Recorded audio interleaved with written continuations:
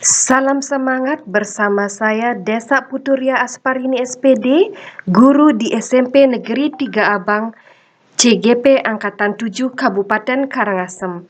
Kali ini saya akan membahas tentang aksi nyata modul 1.1. Yang akan saya jelaskan di sini adalah bagaimana perasaan saya selama melakukan perubahan di kelas. Kedua, ide atau gagasan yang timbul sepanjang proses perubahan. Yang ketiga, pembelajaran dan pengalaman mulai dari perencanaan, penerapan, dan refleksi pada saat melaksanakan aksi nyata. Yang keempat, testimoni dari rekan sejawat dan murid. Yang kelima, tindak lanjut.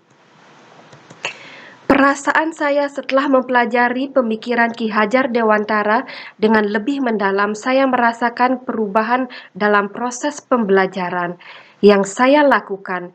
Pembelajaran menjadi lebih menyenangkan, murid lebih senang dalam pembelajaran dan selalu bersemangat di dalam pembelajaran. Murid mendapatkan ruang untuk mengembangkan potensi mereka dan tentunya dengan dukungan guru yang selalu memberi semangat dan dorongan kepada siswa. Ide atau gagasan yang saya temukan banyak sekali di dalam melaksanakan pembelajaran yang sesuai dengan pemikiran Ki Hajar Dewantara, seperti membentuk karakter anak melalui pendidikan budi pekerti dan P5, mengenali siswa dengan melakukan asesmen diagnostik, menggunakan model pembelajaran yang inovatif dan kreatif sehingga dapat membentuk lingkungan belajar yang menyenangkan. Pembelajaran yang menghamba kepada anak, di mana anak menjadi pusat dari pembelajaran. Aksi nyata yang saya lakukan akan saya jabarkan ke dalam beberapa tahapan, yaitu latar belakang, perencanaan, pelaksanaan, dan refleksi. Latar belakang yang melatar belakangi saya melakukan aksi nyata ini adalah karena adanya hambatan di dalam pembelajaran yang saya lakukan. Yang pertama, saya merasa siswa bosan di dalam pembelajaran, siswa kurang kreatif, siswa ribut sama belajar, dan siswa merasa dituntut untuk mendapatkan nilai-nilai tertentu, dan kurangnya budi pekerti siswa. Kemudian adanya pemikiran Ki Hajar Dewantara, yaitu pendidik sebagai penuntun, pendidik sebagai petani atau tukang kebun kehidupan, pendidikan yang berpusat kepada siswa, pendidikan budi pekerti, dan tentunya semua akan bermuara ke merdeka belajar. Kemudian latar belakang berikutnya adalah adanya keinginan dari diri saya sendiri untuk menjadikan pembelajaran di kelas lebih baik.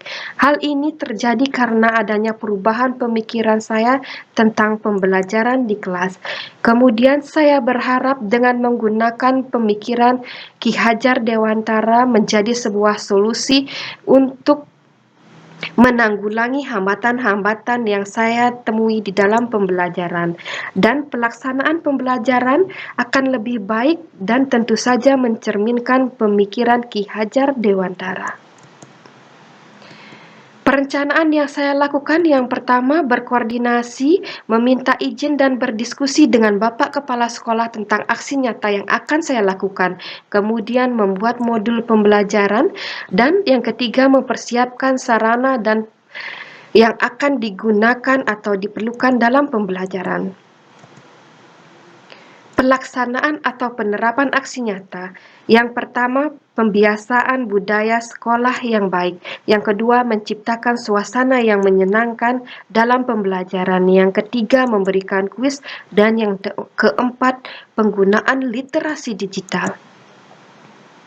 Pembiasaan budaya sekolah yang baik untuk menuntun murid agar memiliki karakter baik dan budi pekerti yang luhur.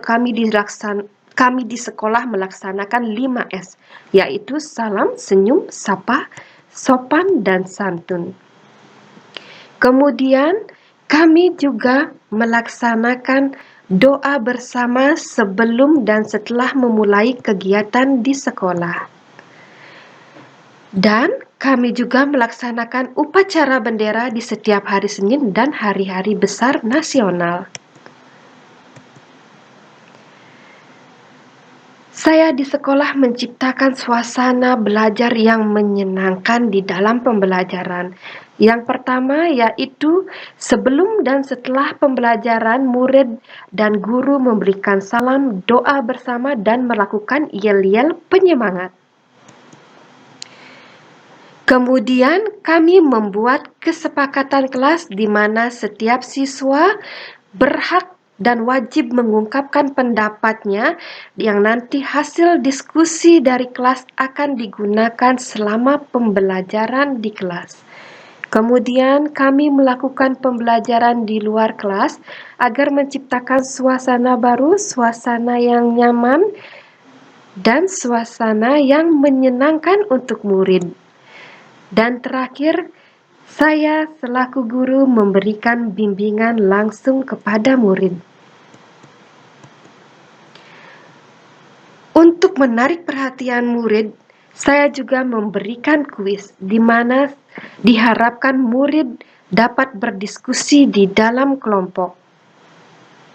Karena kuis akan dilaksanakan di dalam kelompok atau menggunakan kelompok dalam pembelajaran.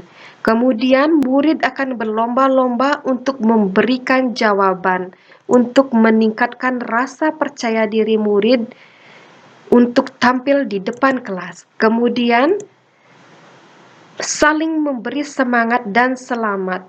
Hal ini menciptakan sportivitas dan suasana yang menyenangkan di dalam pembelajaran. Kami juga melakukan literasi digital, yaitu dengan menggunakan teknologi untuk mencari informasi di dalam pembelajaran. Misalnya saja dengan menggunakan peralatan yang ada di sekolah. Kemudian, saya juga memberikan siswa materi dalam bentuk audio visual yang saya unggah di channel YouTube yang telah saya kembangkan. Kemudian, selain menggunakan teknologi untuk mencari informasi, saya juga mendorong murid untuk membuat konten agar dapat berbagi pengalaman belajarnya. Misalnya saja, dalam pembelajaran P5, siswa mampu membuat konten tentang pembuatan keripik dari daun kelor.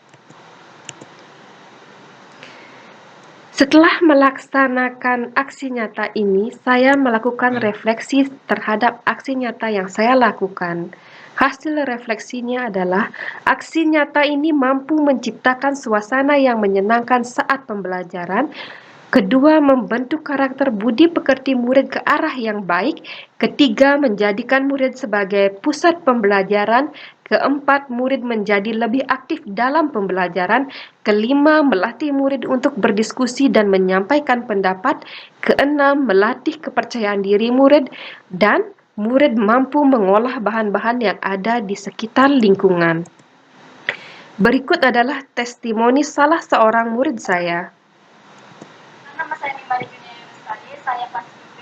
Kesan saya diajar oleh Bu Desaf adalah saya menjadi semakin aktif di kelas, semakin rajin belajar, semakin semangat untuk belajar. Terima kasih Bu. Kemudian berikut adalah testimoni dari rekan sejawat saya.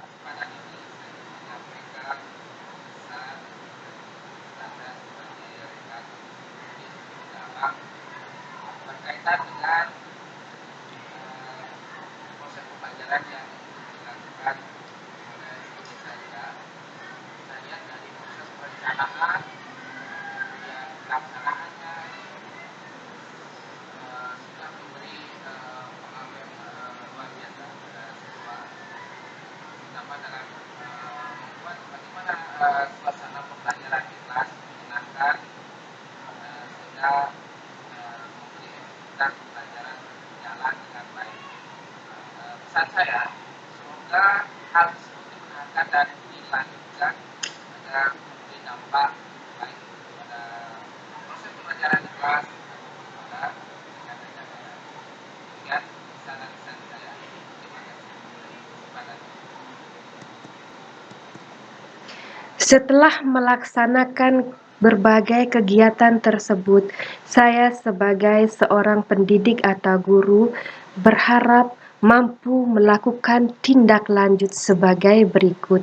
yaitu melakukan inovasi pembelajaran yang lebih menarik untuk pembelajaran berikutnya, meningkatkan kolaborasi dengan rekan sejawat, dan melakukan pengembangan diri agar saya mampu meningkatkan profesionalisme saya sebagai seorang pendidik.